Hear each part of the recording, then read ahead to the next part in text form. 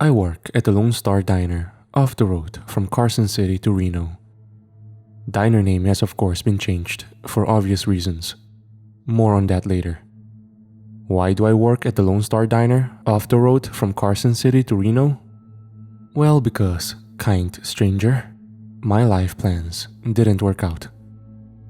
Generally, if you're caught working at a diner past college, specifically one in the middle of nowhere, it might mean that things weren't going so hot. But still, why this diner?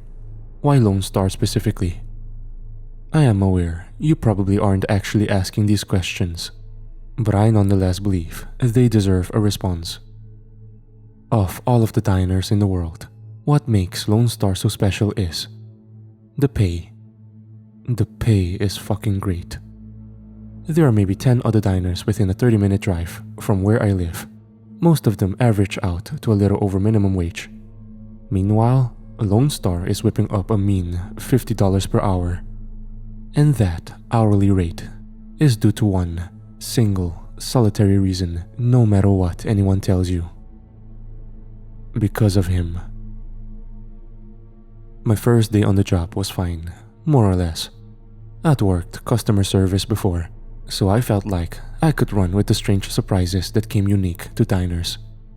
I was able to adapt to the inconsistency of the rules pretty quickly. Unwritten rules like some areas in the restaurant need to be spotless at all times. Others, boss lady couldn't give less of a shit about. Serve customers quickly, but not too quickly, asshole. Customers here don't like it when you show up too fast. Give them some time to feel the floor under their boots, to miserably stare ahead and mourn what could have been. You know, diner stuff.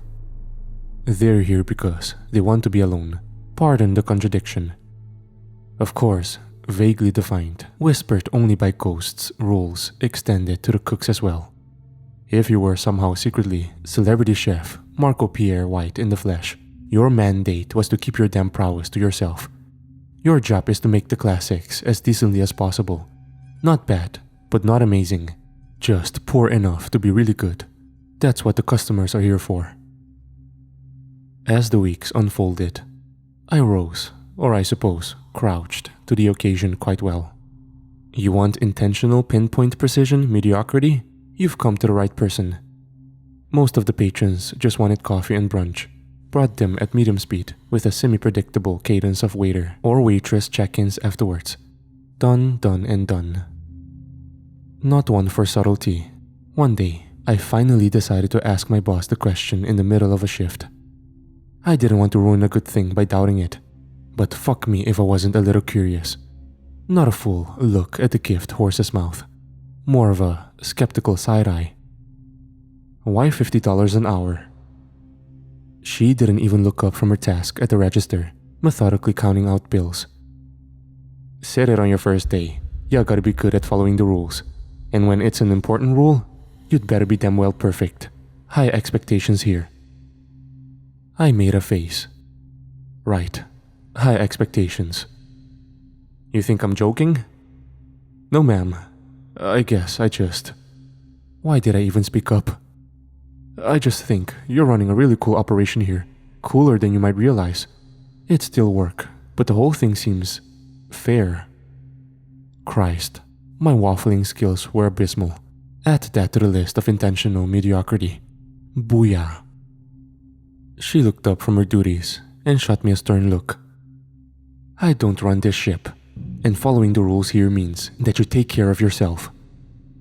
I'm sorry? I am your employer, sure, and I'll pay you well to be here, sure, but you should be aware there is plenty more going on here than just you and this diner. She glanced down at her watch, then sighed. I usually save this speech for the end of the month, but you already caught me halfway through it. So, the Cole's notes. If you don't think you have it in you to follow instructions clearly, without protest, and without asking too many questions, then you should leave. Quit. No harm, no foul. A week's worth of pay on the house. The conversation sputtered shortly after that. I tried to find an opening to ask more about what she meant, but she was closed off to the topic moving forward. And you know what? That was fine. If she wanted me to put my head down and just do the work, I could do that. and work I did. And things were good. Mundane small talk with the customers was fun. My coworkers were friendly, and I was getting paid well. I'd found a place to park the failures of my life. A place to build from. It must have been a Saturday, I think, when I first noticed him. An occupied seat in the far corner of the diner. No idea how long he'd been sitting there and waiting, though he certainly looked patient. I had the strange inkling that he'd been left hanging for quite some time, though I couldn't actually remember seeing him enter. Brown, corduroy shirt, short hair, mid-50s it seemed, a reasonably calm smile, normal-looking dude. I started making my way out from the back and headed towards him. Immediately, I felt a tight grip on my arm.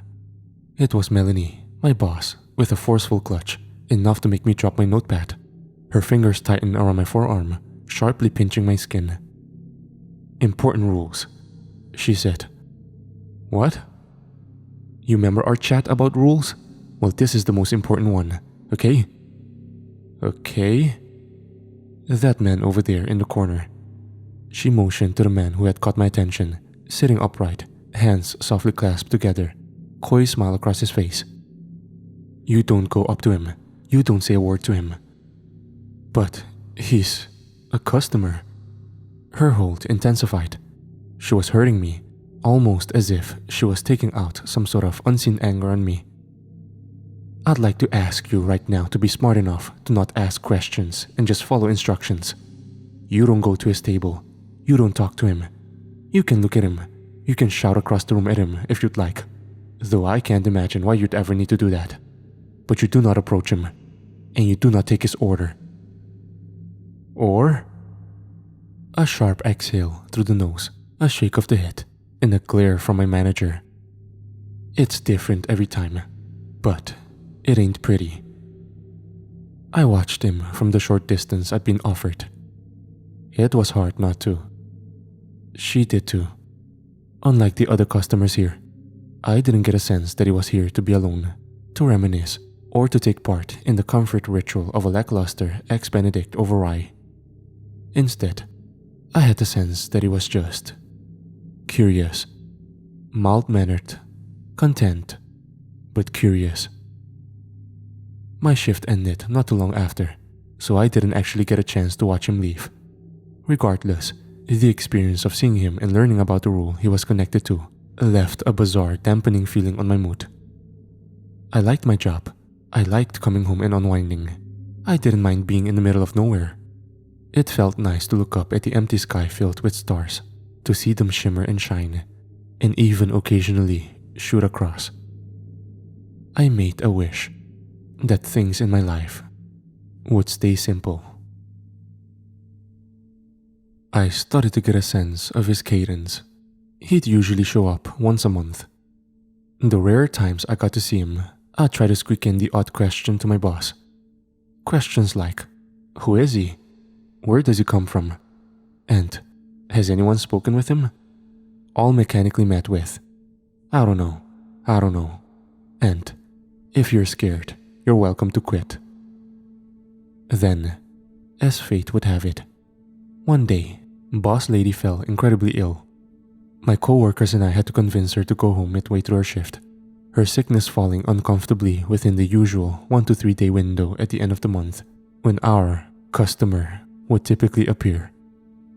And of course, there he was, right after she went home. To my benefit, the other waiters and waitresses working the rounds were well aware of his presence and knew exactly what to do whenever he arrived. All of them knew to steer clear of him.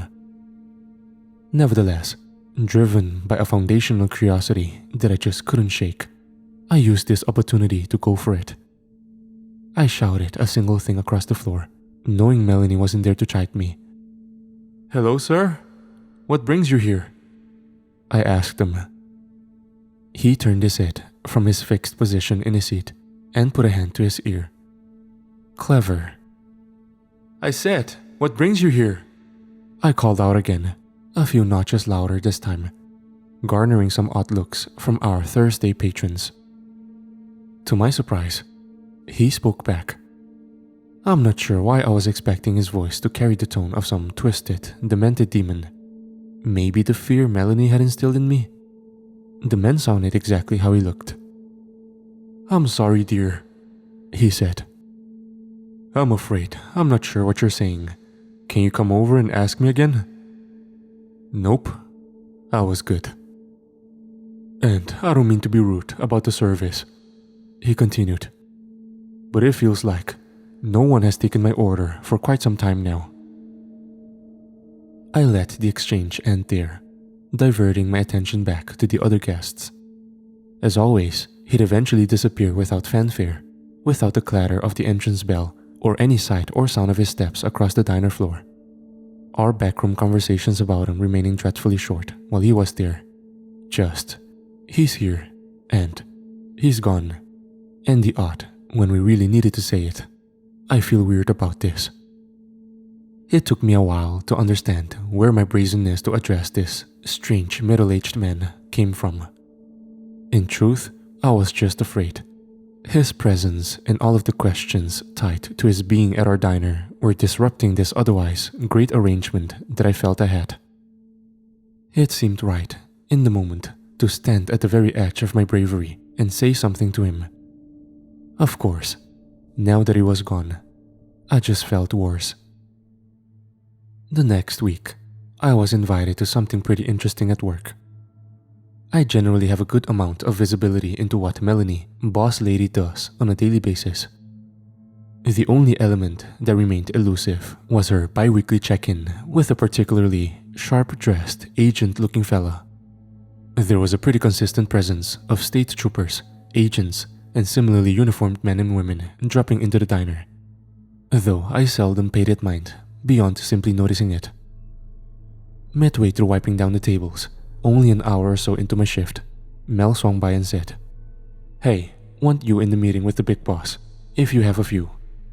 "The big boss?" Sure, yeah, coming. Just, if you don't mind me asking, who is?" She let her eyes speak her unwritten rules to me. Questions equals generally bad. "Thank you for the reminder, ma'am." We maneuvered to a back room and sat at a table. Across from us, already seated, was a man in a sharply tailored suit with a subtle earpiece in. The aforementioned agent. The table was littered with a small, messy stack of notes, papers, and documents. He made it a point to size me up, staring me down uninterrupted, like a deer to headlights. No concern at all about how awkward he was making it for me. Then, he turned to Melanie. "How long has she been here?" he asked her in his gruff western drawl. 6 months, she said. "You trust her?" "I trust her, yes." He let his eyebrow say, "If you say so," then went on with it. "Alright, so, apparently, you had a visit from the wandering man last week." "You," he said, motioning to Melanie, "were out. But you," attention now shifted to me, "weren't. Give me the lowdown." "The wandering man?" The agent caught the confusion in my eyes. "Jesus, you've told this girl nothing, haven't you?" he said to Melanie.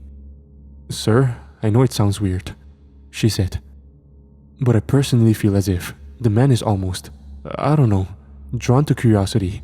Like, maybe the less I say to those not already in the know, the better." "Wandering man," the agent cut her off, "is our nickname for the fella that sits in the corner of your fine little establishment. Or should I say, the state's fine little establishment." "I'm sorry?" I asked. "That's correct. The state's. Congratulations, ma'am. You're part of a government operation." The wandering man, not just a cutesy little nickname, but our legal definition of this tricky little problem, is a phenomenon we discovered many years ago. At the time, he just walked the desert landscape, chatting up unsuspecting strangers with bizarre questions. Everything fine, all hunky-dory. A little weird, sure, but nothing illegal. However, sometimes things would happen because of him. Bizarre things, grisly things. I could see Melanie groaning, concerned at the picture being painted. Would this pique my curiosity? Have you guys, taken him in for? I almost wanted to cut off my own stupid question, but he ran with it. Nope. Not because we don't want to, but rather because it might not be safe. The cozy mental image I'd held of this diner was starting to fracture. We have a reason to believe that he's a visitor, he said. From? I didn't attend another debrief after that. Not because I was barred, mind you. Rather, I just didn't want to know anymore. My gut no longer held curiosity. There was just a low, aching dread there now. The agents and troopers, spaced out and seated amongst the eatery, were now just a reminder of what my dingy diner job really was. The government cavalry would mostly show up around the end of the month window the wandering man was said to arrive in. When he'd appear, they wouldn't do much more than examine him from their distant tables, subtly scribbling notes into notebooks. He'd always act the same. He would just sit there. He wouldn't give them, or us, the diner employees, much to go on. Speaking of employees, I remembered something Melanie told me after my first month of working here, that the worker turnover at this diner was incredibly high.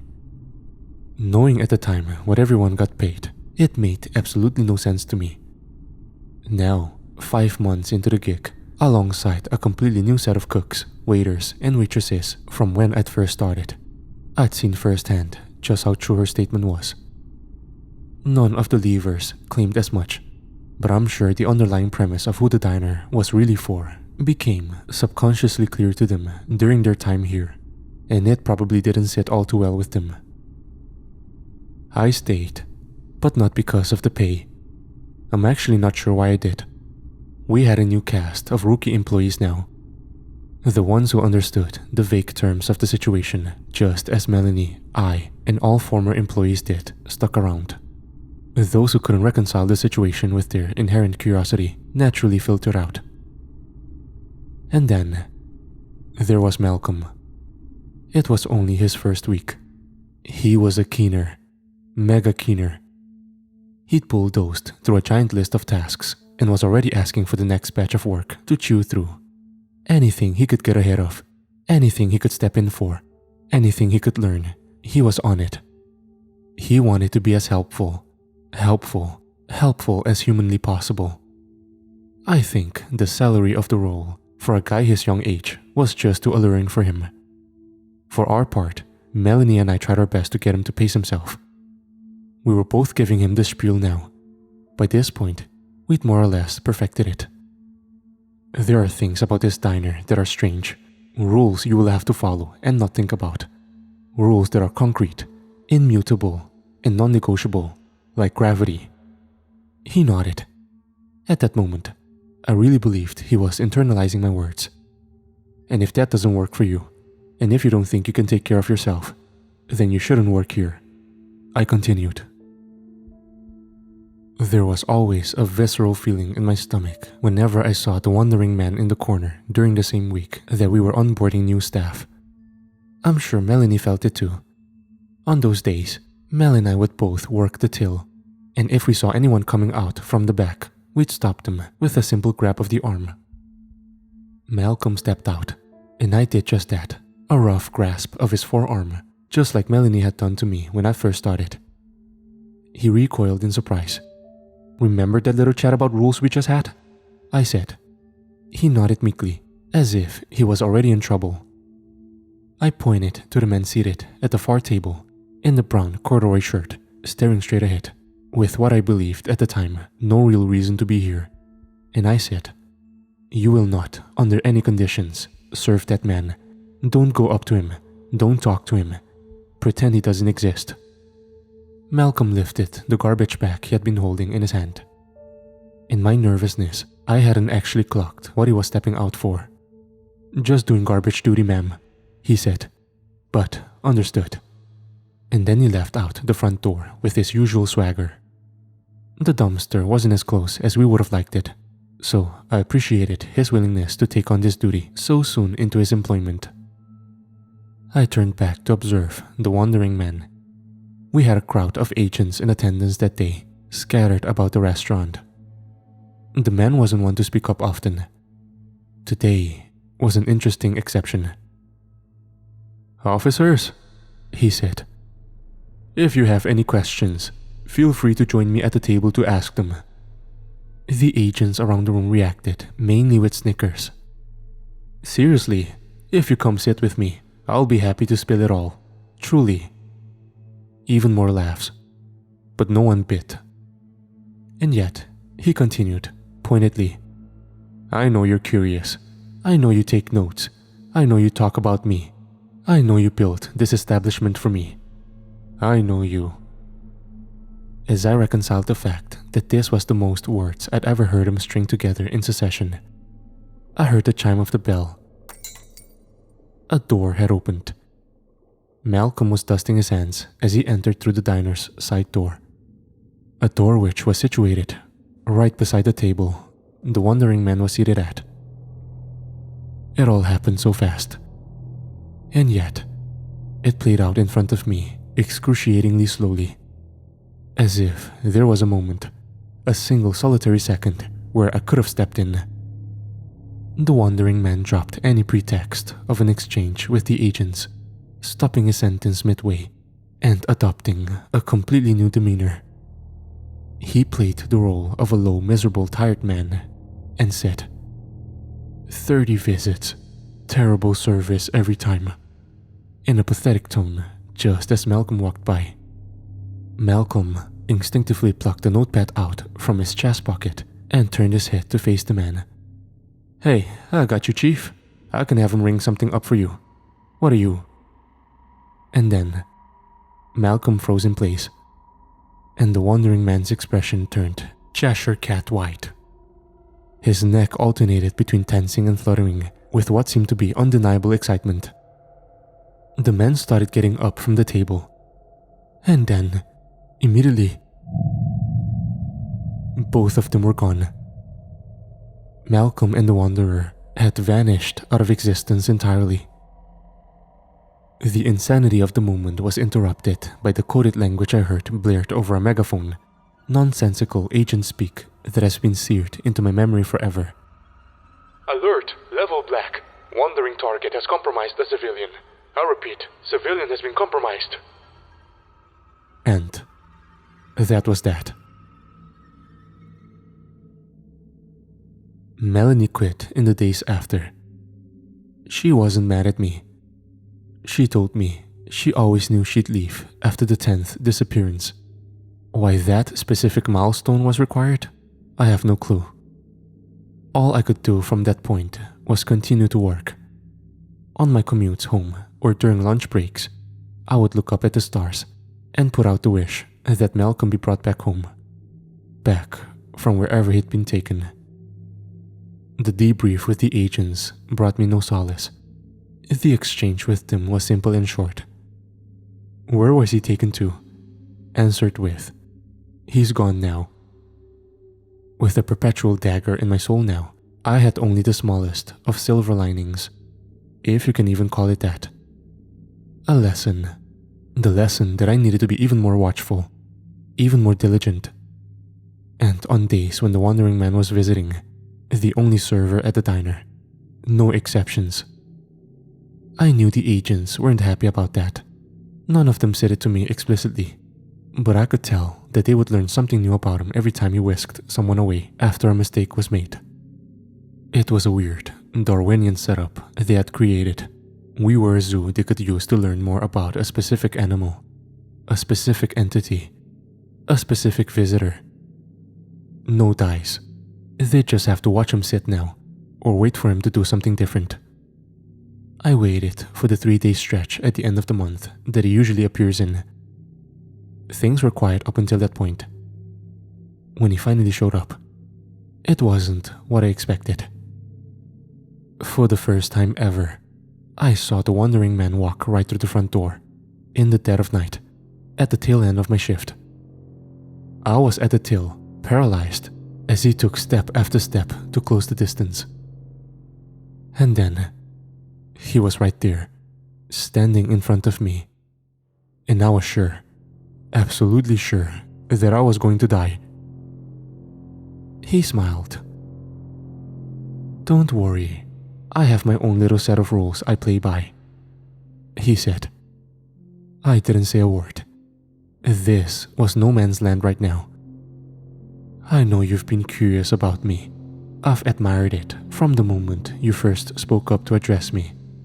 Cautious curiosity is a great thing to see in someone, especially in such a reckless species. Please, please just go. I'd like to answer a question about why I'm visiting. I'm sure you'd like to know why I'm here, right?" "I'm not curious anymore. I swear I'm not." He laughed. The answer is really painfully simple. This little game, this little charade I'm playing, it is just so unbelievably fun. Please don't kill me. Please. You truly have a wonderful planet. I will return again soon. Promise. Give me a month. Maybe 2 this time. A sincere, kind smile delivered with kind eyes. I'll come back with a new game. And then he was gone. It took me a minute to realize that there was a cake box sitting on the counter beside me. Maybe it was there the whole time he was speaking to me. Maybe it materialized right after he left. I opened the box to find Malcolm's severed head, a blank expression on his face, sitting on a bed of poorly and confusingly organized flowers, almost as if there was an intention to create a floral arrangement, but no understanding of what something like that would look like. On top of the horrific display, written in an almost childlike handwriting, was a note that read, "I brought him back, just like you wished." The worst thing about being trapped at a diner in the middle of nowhere is that you realize that there really is nowhere else to run to. Every single part of our planet is blanketed by stars, by open sky. Someone could drop in anytime.